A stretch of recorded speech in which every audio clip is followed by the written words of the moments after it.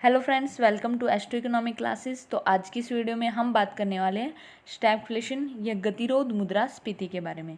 तो देखिए, जो गतिरोध मुद्रास्फीति थी ये एक नई सिचुएशन जो है डेवलप्ड कंट्री के सामने आई थी। तो ये सिचुएशन 1917 में जो है डेवलप्ड कंट्री के सामने आई थी। इससे पहले जो सिचुएशन थी वो सिर्फ इन्होंने इन्फ्लेशन की सिचुएशन देखी थी। ठीक है, इन्फ्लेशन में क्या होता था कि सिंपल जो है हमारे प्राइस यहाँ पे इंक्रीज़ हो जाते थे। ठीक है, प्राइस बहुत ज़्यादा इंक्रीज़ हो जाना वो हमारे कहलाते हैं इन्फ्लेशन की सिचुएशन।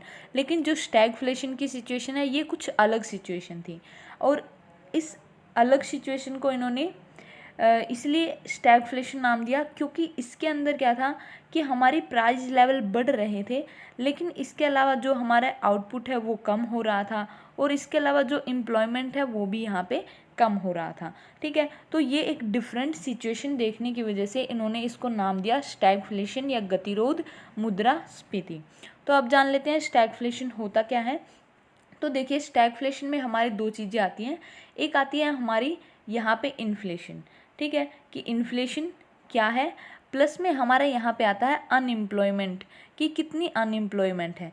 तो अनएम्प्लॉयमेंट और इन्फ्लेशन जब दोनों चीज़ें हमारी इकोनॉमी में आ जाती हैं तो उस सिचुएशन को बोलते हैं हम कि हमारे यहाँ पे स्टैगफ्लेशन की सिचुएशन होगी। ठीक है, यानी कि हमारी जो प्राइस लेवल है वो भी बहुत ज़्यादा बढ़ जाएगी, और जो अनएम्प्लॉयमेंट रेट है वो भी यहाँ पे बहुत ज़्यादा इकोनॉमी में बढ़ जाती है। तो जब दोनों सिचुएशन आएंगी, प्राइस भी बढ़ेगा, अनएम्प्लॉयमेंट रेट भी बढ़ेंगे, और इसके अलावा जो हमारा आउटपुट होता है उसमें भी कमी आ जाएगी। तो उस सिचुएशन को हम यहाँ पे स्टैगफ्लेशन का नाम देते हैं।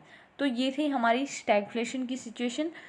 यह हमने आपको बता दिया कि दो चीज़ें मिलेंगी, एक इन्फ्लेशन और एक आपकी अनएम्प्लॉयमेंट। जब दोनों स्थितियाँ हमारी इकोनॉमी में होंगी तो उसको हम क्या बोलेंगे, उसको हम बोलेंगे स्टैगफ्लेशन। ठीक है, अब इसके कुछ मेन रीज़न हैं। तो स्टैगफ्लेशन में क्या होता है कि हमारी जो इकोनॉमिक ग्रोथ होती है वो बिल्कुल स्लो हो जाती है। ठीक है, इकोनॉमिक ग्रोथ बिल्कुल लो होगी, स्लो होगी। इसके अलावा जो हमारे इन्फ्लेशन है यानी कि जो प्राइस लेवल है वो भी यहाँ पे इंक्रीज़ हो जाता है, बढ़ जाता है। ठीक है, और फिर जो हमारी अनएम्प्लॉयमेंट है वो भी इंक्रीज़ हो जाएगी, यानी कि हम कह सकते हैं कि एम्प्लॉयमेंट यहाँ पे कम होगा। एम्प्लॉयमेंट कम होगा, या हम कह सकते हैं कि अनएम्प्लॉयमेंट ज़्यादा होगी। तो उस टाइम जो है जब ये तीनों सिचुएशन हमारी इकोनॉमी में पाई जाएंगी तो वहाँ हमारी सिचुएशन स्टैगफ्लेशन की आ जाएगी। तो सिंपली हमारा स्टैगफ्लेशन यही है कि जिसमें हमारे प्राइस इंक्रीज़ होंगे, आउटपुट डिक्रीज़ हो जाएगा, अनएम्प्लॉयमेंट रेट बढ़ जाएगा, और इकोनॉमिक ग्रोथ जो है वो बिल्कुल स्लो चल रही होगी। तो वहाँ पे हमारी जो है स्टैगफ्लेशन की सिचुएशन आ जाती है।